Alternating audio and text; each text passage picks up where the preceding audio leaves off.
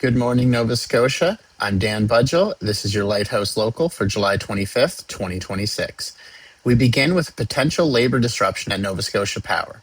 Members of the International Brotherhood of Electrical Workers Local 1928 have rejected a tentative agreement with the utility. The union says it now plans to file official strike notice on Monday. Negotiations could still continue, but the vote represents a major escalation in the dispute between Nova Scotia Power and its unionized employees.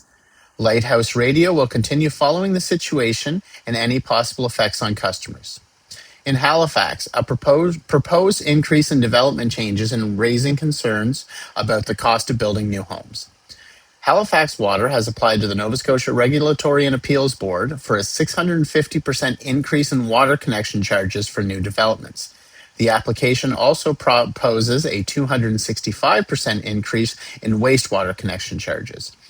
Halifax Water say infrastructure costs, rapid growth, and changing housing patterns are among the reasons for the proposed increase. However, representatives from the construction industry are warning that the additional costs could make future housing prices financially unstable or unworkable.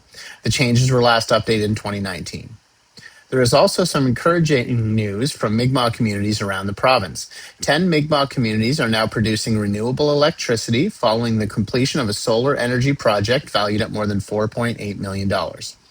Net metered solar panels were installed in communities, including Acadia, Annapolis Valley, Ascasoni, Glooscap, Millbrook, Pictou Landing, Wagmatcook, and Wakaba, and a few others. The system allows the communities to generate electricity and supply excess power to the provincial grid, reducing both electricity costs and their environmental footprint. The project also supports employment and training opportunities through two majority Indigenous-owned renewable energy companies. A Halifax summer program is also showing what inclusion can look like when it's placed at the center of the community. Club Inclusion offers camps and recreational programs for people of all abilities, focusing on friendship, confidence, independence, and participation in the community. Its summer programming operates in Halifax and Dartmouth and includes games, outings, music, sports, and other activities designed to ensure everyone has a place to belong. Nova Scotia is also remembering longtime federal politician Elmer MacKay. MacKay, who represented Central Nova in Parliament for more than 2 decades and served in the cabinets of Prime Ministers Joe Clark and Brian Mulroney, has died at the age of 89. His son, former federal cabinet minister Peter MacKay, described his father as someone who lived an extraordinary life of hard work and public service. Turning now toward the roads. As of our early morning check, the Nova Scotia 501 traffic events report has not showing any active incidents. Drivers should still be prepared for continuing construction and bridge work around the province. Highway 102 between exits 7 and 8 near Enfield may be reduced to 1 lane at times in both directions for work in the median. The work is scheduled from sunrise to sunset.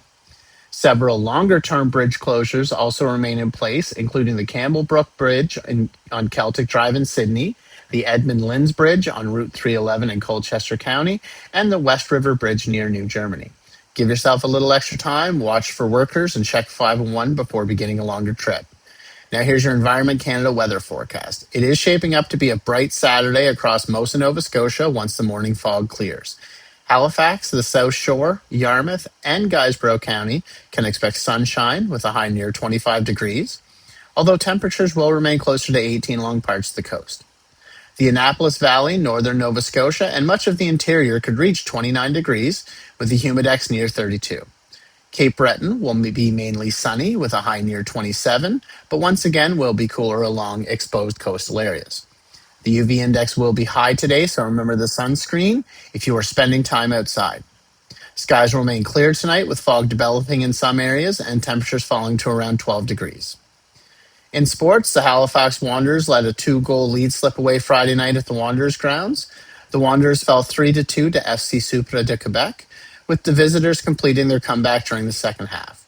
Halifax will return home on August the 3rd to face Forge FC.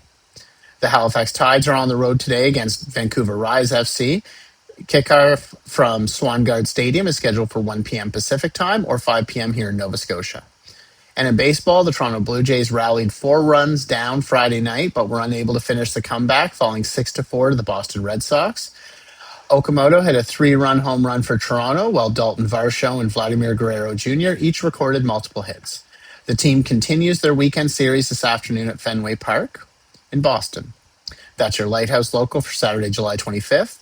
Stay connected wherever your day takes you with the Lighthouse Radio app, available now on the Apple App Store and Alexa connected devices, and coming very, very soon to the Google Play Store. As well, you can always listen live at lighthouseradio.ca. I'm Dan Budgell. Thank you for listening. Have a safe, enjoyable Saturday, Nova Scotia.